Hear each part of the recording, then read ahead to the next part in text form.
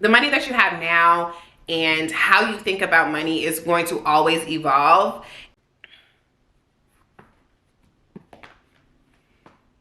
Hello, friends. I want to just get into it. I feel like most times when financial gurus and educators get online, they want to act like they've never made a mistake, like shit is always perfect. And I am never that person. I know that I've messed a lot of things up, and you learn and you grow. So this video today, we are talking about 5 things that I wish I knew or wish I did in my early 20s. Now, I am still, I'm kind of now in late 20s. I've been a financial educator for the last 4 years. So there's definitely been some missteps that I've had, and there are definitely some things that I really wish I would have done differently. But it is what it is. I don't regret anything. It's just, you don't know what you don't know.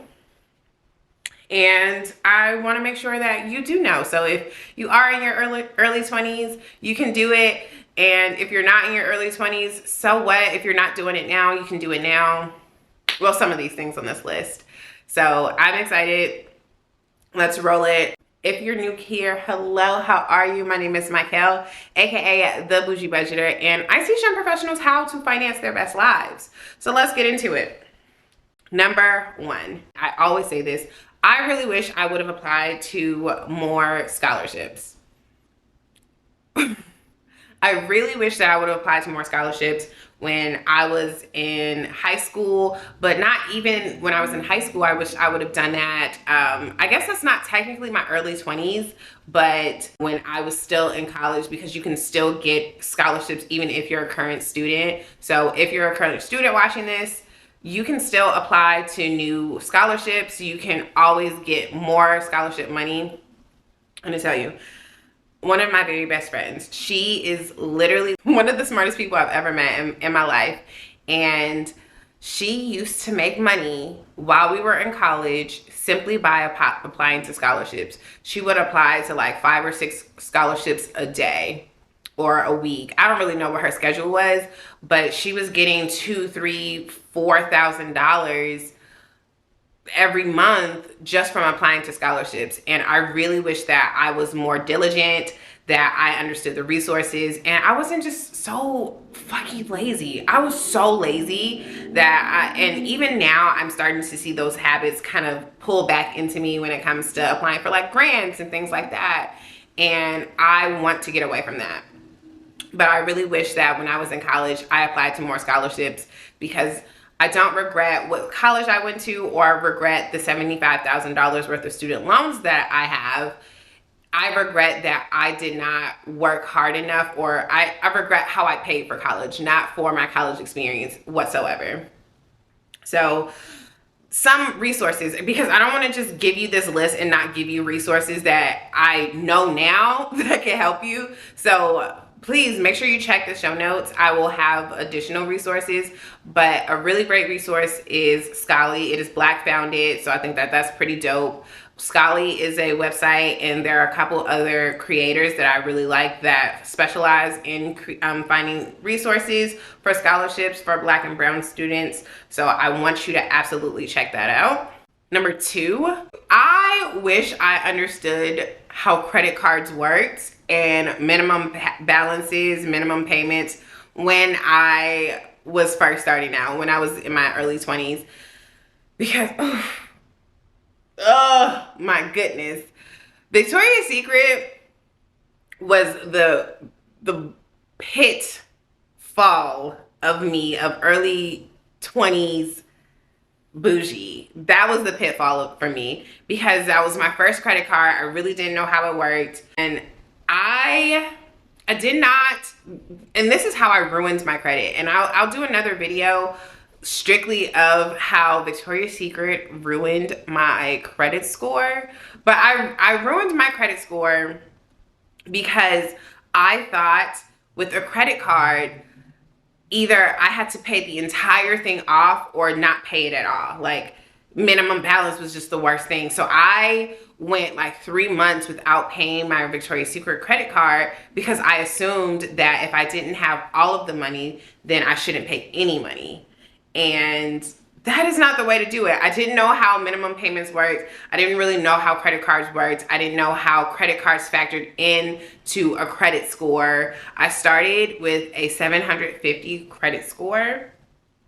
My mom built that for me when I was, younger. And then as soon as I had the ability to take over my own credit card, boom, boom, that's when shit hit the fan. So I really wish I understood those concepts a little bit better, and that I didn't just completely just destroy everything that my mom worked for.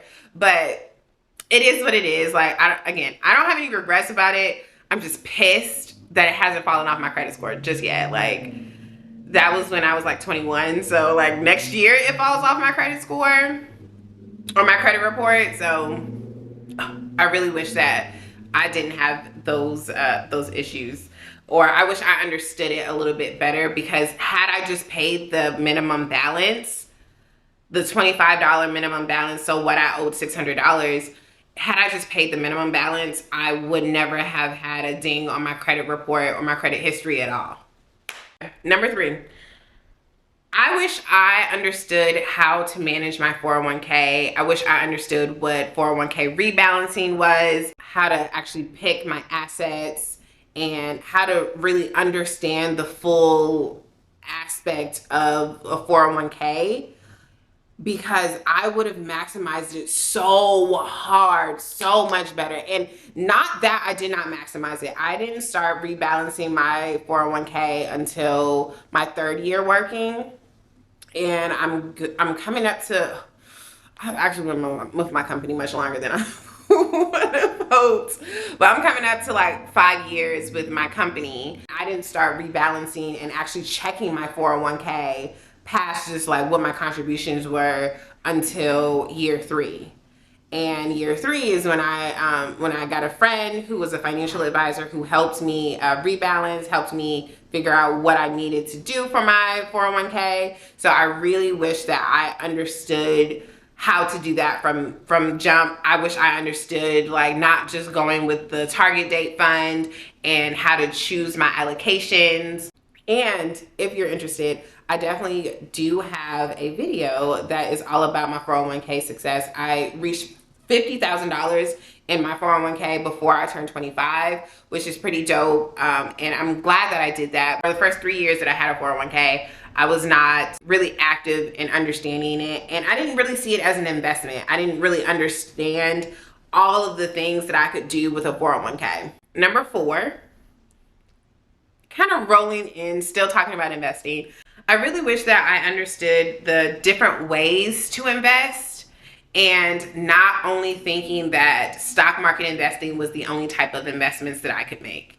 There's so many other ways to be an investor. Like, there's angel investing, there's real estate, starting your own business, obviously. There's just so many different ways to be an investor. There's so many different ways to make money. And because I didn't have a diverse, I didn't know a lot of different people. I didn't have a diverse upbringing. I feel like I don't want to say that, but I definitely did have a diverse upbringing, but not in the sense of really understanding that there are so many different ways to make money, and that just because there's somebody told me this is the best way to be an investor and this is how you're an investor, that was what I needed to take. There are so many different ways to make money. I really wish that I had just a little bit more drive and understood that being an investor and being someone who is forward thinking about how to grow their money does not look the same for every person. And you're going to find certain types of niches that work much better for you. And you really like this way a lot better than this way. And I just really didn't have that. So I really wish that I kind of stuck with it. And even side note, I really wish that I would have stuck with wanting to be a YouTuber much sooner. I had started it and I wanted to flip Fun fact, I really wanted to originally start a YouTube channel about flipping furniture, and it just took so fucking long. I was like, I can't do this. So I always knew I kind of wanted to be in front of the camera, and I wanted to do that kind of work. But I also wish that like I would have kind of been a little bit more open to different types of ways to make money.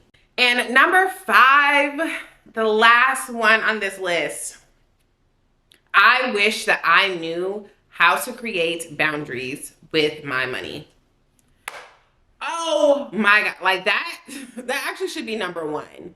That should be number 1. And when I say boundaries, it's less about just creating a budget. Like budgets are cool. You know, I love budget. Budgeting is sexy. You know, bougie budgeter all the way. But when I talk about boundaries, I'm talking about like what I will spend my money on, what I won't spend my money on, what is worth it, and what can I DIY. At first, like I was very big in, I can just do all this shit by myself. And it's like, oof, girl, no, you can't. No, you can't. And asking for help and using my dollars to help me live the life that I want is really beneficial. But I really wish I understood what boundaries look like, especially when it comes to like lending money to family, when it comes to creating the life and, you know, just being in my full awareness of what my dollars can create for me. So I really wish that I had more boundaries and understood how to like really say no when it comes to my money and what things are okay to say yes to. Yeah. So this is my list about 5 things that I really wish that I understood or that I knew when I was in my early 20s. I'm in my late 20s now, and I'm sure in the next 3 years, when I'm in my 30s, I'm going to feel differently. I'm going to have other things that I wish that I would have done and whatever. But this is where I am right now. And the other more important thing to understand, especially when it comes to your money, is that you're ever growing and things are going to change. The money that you have now and how you think about money is going to always evolve. And that's okay. That's literally the point of all of this.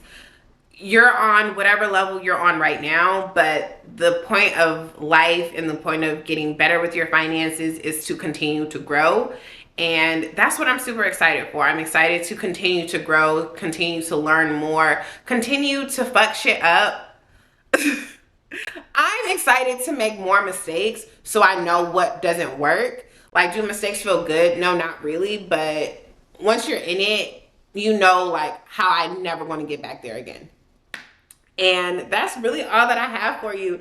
And I'm super excited to just continue to have these conversations about money and have real conversations. So if there's anything that you feel like in your early 20s or whatever, your early teens, something that you wish that you would have known or you wish that you would have done, put that in the comments. I'm excited to know what you wish you would have done. And I will chat with you later. I'll see you in the next one. Bye.